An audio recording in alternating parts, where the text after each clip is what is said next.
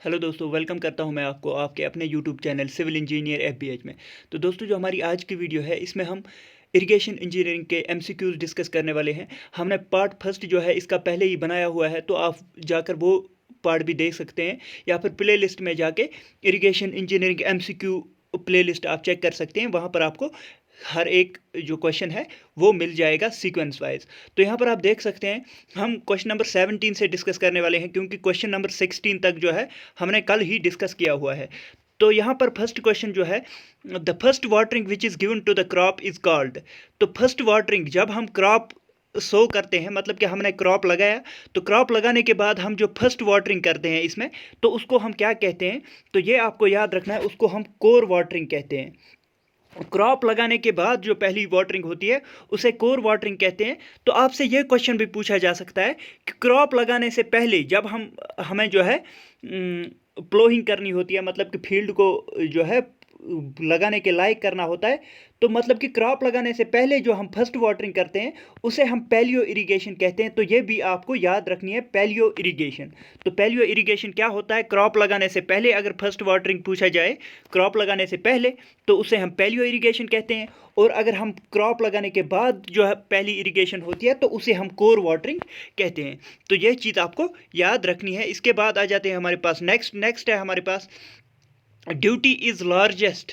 Duty कहाँ पर largest होती है? तो ये भी आपको पता होना चाहिए कि ड्यूटी कहाँ पर लार्जेस्ट होती है। ये मैंने कल भी आपको बताया था कि हम ड्यूटी को कैसे लार्जेस्ट बोलेंगे। तो ड्यूटी हमारे पास क्या होती है? ये अगर रिवर है, इसके बाद हम कैनाल निकालते हैं, तो कैनाल के बाद मेजर माइनर कैनाल होती है, उसके बाद मेजर डिस्ट्रीब्यूटरी होती है, उसके बाद माइनर डिस्ट्रीब्यूटरी होती है, और उसके बाद हम फील्ड में सीधा वाटर अप्लाई करते हैं। तो ये होता है हमारे पास। यहाँ पर जितना वाटर आएगा उसमें कुछ लॉसेस होंगे, मतलब कि यहाँ पर उससे कम वाटर आएगा, उससे कम वाटर यहाँ पर आएगा, कुछ लॉसेस होंगे, इसमें भी कुछ लॉसेस होंगे। तो यहाँ पर आएगा वाटर, तो उसमें भी कुछ लॉसेस होंगे। तो यहाँ पर जो फील्ड पे वाटर होता है वो सीधा हम अप्लाई करते हैं, मतलब कि जहाँ जितना वाटर जो है, आपको ड्यूटी पता होना चाहिए। ड्यूटी होता है कि कितने लैंड को इरिगेट करता है हमारा 1 मीटर क्यूब ऑफ वाटर। तो यहाँ पर जितना भी वाटर आएगा, यहाँ पर आप देख सकते हैं, यहाँ पर फील्ड पे जितना वाटर आएगा उतनी ज़्यादा उसकी ड्यूटी होगी, मतलब उतना ज़्यादा वो लैंड को इरिगेट करेगा।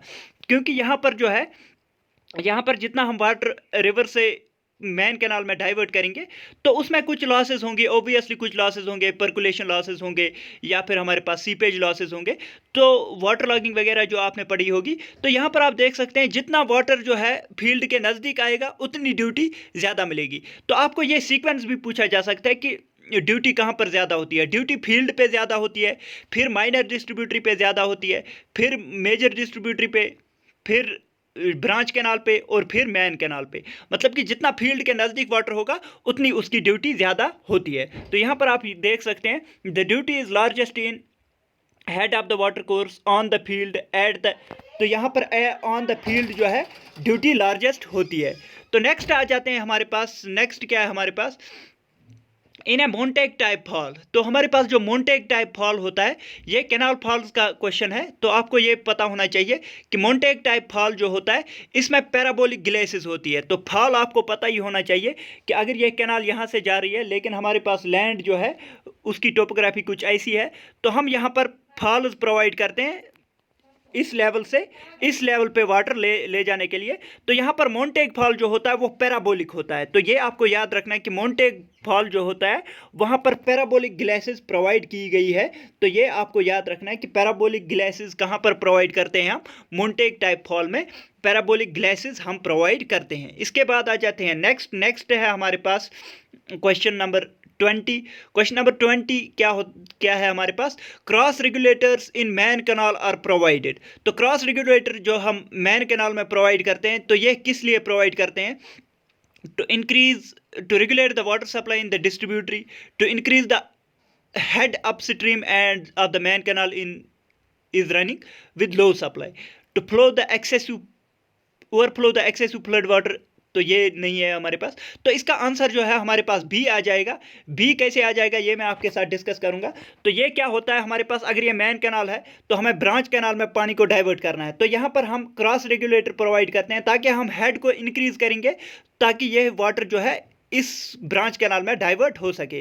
तो ये क्रॉस रेगुलेटर किस लिए प्रोवाइड किए जाते हैं, ताकि अपस्ट्रीम हेड को हम इंक्रीज करेंगे ताकि ये डाइवर्ट कर जाए वाटर जो है मेन कैनाल से ब्रांच कैनाल में हमारा वाटर चला जाए। तो क्रॉस रेगुलेटर जो है हेड इंक्रीज करने के लिए प्रोवाइड किया जाता है। तो नेक्स्ट आ जाते हैं हमारे पास, नेक्स्ट है हमारे पास correct statement from the following. तो इन स्टेटमेंट्स में कौन सा जो है करेक्ट है हमारे पास, crop period is slightly more than base period, base period is slightly more than crop period is equal to base period, crop period and base period are expressed in hours. तो ये आपको पहले पता होना चाहिए कि क्रॉप पीरियड क्या होता है और बेस पीरियड क्या होता है। तो यहाँ पर मैं आपको दिखाऊं, तो ये अगर है हमारे पास क्रॉप पीरियड क्या होता है, हमने यहाँ पर क्रॉप लगाया और यहाँ पर हमने क्रॉप को हार्वेस्ट किया, तो ये है हमारे पास क्रॉप पीरियड। इसको हम क्रॉप पीरियड कहते हैं। यहाँ पर क्रॉप लगाया और क्रॉप हमने हार्वेस्ट किया यहाँ पर। लेकिन बेस पीरियड क्या होता है, बेस पीरियड होता है यहाँ पर हमने पहला पानी दिया जिसे मैंने अभी पैलियो इरिगेशन कहा, और यहाँ पर जो है हम लास्ट वाटरिंग प्रोवाइड करेंगे। तो ये होता है फर्स्ट वाटरिंग और लास्ट वाटरिंग के बीच में जो होता है इसे हम बेस पीरियड कहते हैं। और क्रॉप जब हमने लगाया और क्रॉप जब हमने हार्वेस्ट किया तो इसे हम क्या कहते हैं, इसे हम कहते हैं क्रॉप पीरियड। तो यह आपको याद रखना है कि हमारे पास क्रॉप पीरियड जो होता है वो हमेशा ज़्यादा होता है as compare to base period. तो यह आपको याद रखना है, क्रॉप पीरियड हमेशा बेस पीरियड से ज़्यादा होता है। तो ऐसा भी आपसे क्वेश्चन पूछा जा सकता है कि क्रॉप पीरियड क्या होता है और बेस की पीरियड क्या होता है। क्रॉप पीरियड होता है क्रॉप लगाने से क्रॉप हार्वेस्ट करने तक जितना टाइम होता है, और बेस पीरियड क्या होता है फर्स्ट वाटरिंग और लास्ट वाटरिंग के बीच में जो है जो टाइम होता है उसे हम बेस पीरियड कहते हैं। तो नेक्स्ट आ जाते हैं हमारे पास,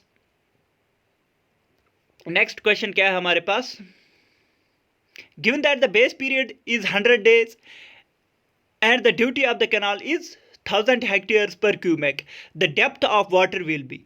तो यहां पर आपको इक्वेशन से जो है न्यूमेरिकल पूछा गया है, तो आपको इसके लिए जो है पता होना चाहिए, जो हमारे पास फार्मूला है वो आपको पता होना चाहिए कि हमारे पास डेल्टा जो है डेप्थ ऑफ वाटर वो किसके बराबर होता है, 8.64 बी अपॉन डी।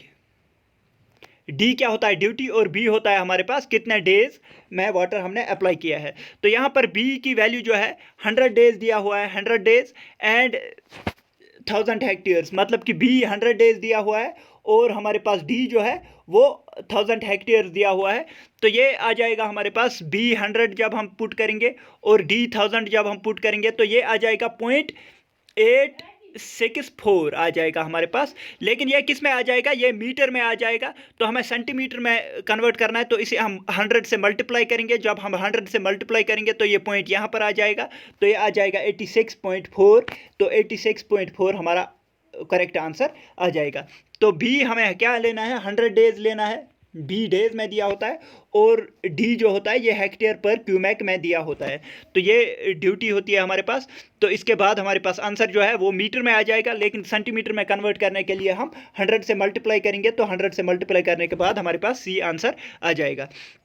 तो नेक्स्ट आ जाते हैं, ऐसे क्वेश्चन जो है आने के चांसेस बहुत ज़्यादा होते हैं। नेक्स्ट आ जाते हैं हमारे पास, ये बहुत ही इंपॉर्टेंट क्वेश्चन है, ये पूछा जा सकता है, ये क्वेश्चन आपको ये देखना है। तो यहाँ पर field capacity of the soil is 25% and permanent wilting point is 15%।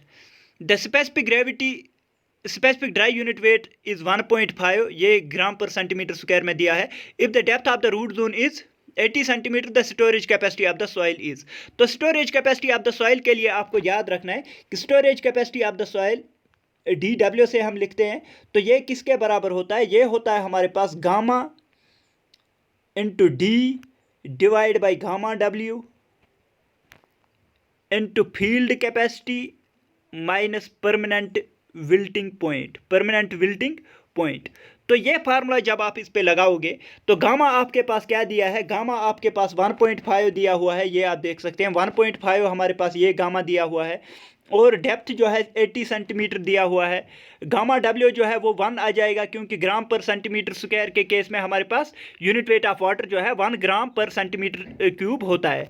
तो फील्ड कैपेसिटी आपके पास 25% दिया हुआ है, लेकिन आपको फ्रैक्शन में लिखना है 0.25 यहाँ पर आ जाएगा, और यहाँ पर 15% है परमानेंट विल्टिंग पॉइंट, तो ये 0.15 आ जाएगा। तो ये आपको याद रखना है कि ये फ्रैक्शंस में लेने होते हैं, ये वाले वैल्यूज जो है फ्रैक्शंस में लेने होते हैं। तो आपके पास DW जो है वो निकल के आ जाएगा। तो DW आपके पास निकल के आ जाएगा, आप ये फार्मूला अप्लाई करेंगे तो आपके पास DW जो है वो निकल के आ जाएगा। तो इसका देखते हैं हम आंसर क्या है इसका। तो यहाँ पर आप देख सकते हैं इसका आंसर आपके पास C निकल के आ जाएगा, 12 सेंटीमीटर। जब आप ये फार्मूला अप्लाई करेंगे तो आपके पास 12 सेंटीमीटर जो है इसका आंसर निकल के आ जाएगा। तो ये आपको चीज़ें जो है फार्मूला आपको याद रखना होगा, तो फार्मूले के बेसिस पे आपके क्वेश्चन पूछे जाते हैं। तो नेक्स्ट आ जाते हैं हमारे पास, identify the source of irrigation of water has ionic concentration of sodium, calcium, magnesium as 28, 12 and 20 milli equivalents per liter. The sodium absorption ratio of the water is approximately. तो बहुत ही इंपॉर्टेंट क्वेश्चन है, sodium absorption ratio से आपसे numerical पूछा गया है।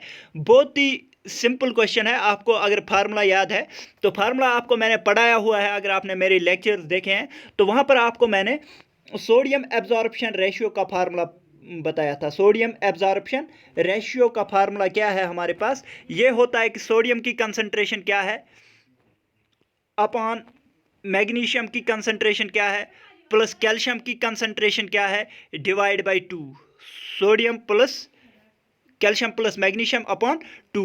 तो sodium हमारे पास कितनी है, सोडियम की 28 है हमारे पास concentration, divide by under root क्या आ जाएगा हमारे पास, अंडर रूट 12 कैल्शियम है, मैग्नीशियम है हमारे पास 20, ये आ जाएगा 12 प्लस 20 डिवाइड बाय 2। 12 प्लस 20 डिवाइड बाय 2 हमारे पास किसके इक्वल आ जाएगा, 12 प्लस 20 प्लस 12 आ जाएगा हमारे पास 32 डिवाइड बाय 2।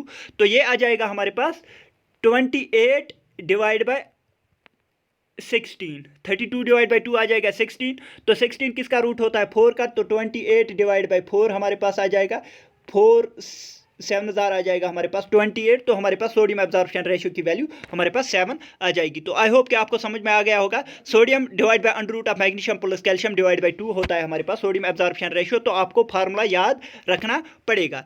तो नेक्स्ट आ जाते हैं हमारे पास, नेक्स्ट क्या है हमारे पास, When the canal and drainage approach each other at the same level। तो अगर हमारे पास ड्रेनेज और कैनाल, ये किसका क्वेश्चन है, ये हमारे पास जो क्रॉस ड्रेनेज वर्क्स है उनका क्वेश्चन है। तो ये आपको याद रखना है कि अगर ड्रेनेज और कैनाल एक ही लेवल पे एक दूसरे को मीट करते हैं, मतलब कि ये कैनाल आ रही है और ये ड्रेनेज आ रही है, लेकिन इनका लेवल सेम है, लेवल सेम है, तो इसको हम क्या कहते हैं, लेवल क्रॉसिंग कहते हैं। तो हम लेवल क्रॉसिंग प्रोवाइड करते हैं। तो ये आपको याद रखना है कि अगर सेम लेवल पे होती है तो उसे हम लेवल क्रॉसिंग कहते हैं। तो ये चीज़ आपको पता होनी चाहिए। इसके बाद आ जाते हैं हमारे पास नेक्स्ट है, if delta is the depth of water in metres, B is the number of days in base period. तो ये आपसे डायरेक्टली फार्मूला फिर से पूछा गया है। तो हमारे पास डायरेक्ट फार्मूला जो मैंने अभी आपको बताया था, इस पे हमने अभी एक न्यूमेरिकल भी सॉल्व किया। तो delta is equal to 8.64 v by D होता है हमारे पास फार्मूला। तो ये आपको रटा मार के याद करना है, क्योंकि इसके बेसिस पे अभी हमने न्यूमेरिकल भी किया तो वो पूछा जाता है, बहुत ही इंपॉर्टेंट फार्मूला है। तो यहाँ पर आ जाते हैं नेक्स्ट है हमारे पास, in case of non availability of the space due to the topography the most suitable spillway is. तो स्पिलवे आपको पता ही है, हम शाफ्ट स्पिलवे प्रोवाइड करते हैं, हम जो है ग्लास टाइप स्पिलवे प्रोवाइड करते हैं। हमारे पास डिफरेंट टाइप्स ऑफ स्पिलवेज होते हैं, तो हम जो है साइफन स्पिलवे भी प्रोवाइड करते हैं। तो अगर हमारे पास जो है, अगर हमारे पास स्पिलवे नहीं दिया हुआ है, तो अगर हमारे पास स्पेस अवेलेबल नहीं है तो हम कौन सा स्पिलवे प्रोवाइड करते हैं, तो हम शाफ्ट स्पिलवे प्रोवाइड करते हैं। फॉर एग्जांपल ये हमारे पास डैम है, डैम में हमारे पास स्पेस अवेलेबल नहीं है, तो हम इस डैम से ही जो स्पिलवे प्रोवाइड करते हैं, मतलब कि यहाँ से ही हम वाटर को डैम के बॉडी में ही एक स्पिलवे प्रोवाइड किया जाता है तो उसे हम शाफ्ट स्पिलवे कहते हैं। तो डैम के बॉडी में ही जो स्पिलवे हम प्रोवाइड करते हैं उसे हम शाफ्ट स्पिलवे कहते हैं। इसीलिए शाफ्ट स्पिलवे प्रोवाइड किया जाता है जब हमारे पास स्पेस अवेलेबल नहीं होगी। तो ये चीज़ आपको याद रखनी है, शाफ्ट स्पिलवे हम कहाँ पर प्रोवाइड करते हैं, अगर हमारे पास प्रॉपर स्पिलवे जो है, स्पिलवे के लिए प्रॉपर स्पेस नहीं है तो हम शाफ्ट स्पिलवे को प्रेफर करते हैं। तो नेक्स्ट आ जाते हैं हमारे पास, नेक्स्ट क्या है, डिवाइड वॉल इज प्रोवाइडेड। तो डिवाइड वॉल जो है वो हम कहाँ पर प्रोवाइड करते हैं, at right angle to the axis of the weir, parallel to the axis of the weir in upstream, parallel to the axis of weir in downstream, at an inclination to the axis of weir। तो ये आपको पहले पता होना चाहिए कि wear क्या होता है और बराज क्या होता है। तो वियर क्या होता है हमारे पास, जब भी हमारे पास ये फॉर एग्जांपल हमारे पास रिवर आ रही है तो रिवर के बीच में हम वियर प्रोवाइड करते हैं ताकि हम वाटर लेवल को ऊपर लेके जा सकें। अगर हमारे पास कोई ऑफ टेकिंग कैनाल है तो यहाँ पर वाटर लेवल को हम इंक्रीज करते हैं इस एरिया में ताकि वाटर जो है इस कैनाल में डाइवर्ट हो सके, तो इसे हम वियर कहते हैं। तो वियर हम क्या करते हैं, वियर में हम एक डिवाइड वॉल प्रोवाइड करते हैं। यहाँ पर आप देख सकते हैं, यहाँ पर हम डिवाइड वॉल प्रोवाइड करते हैं।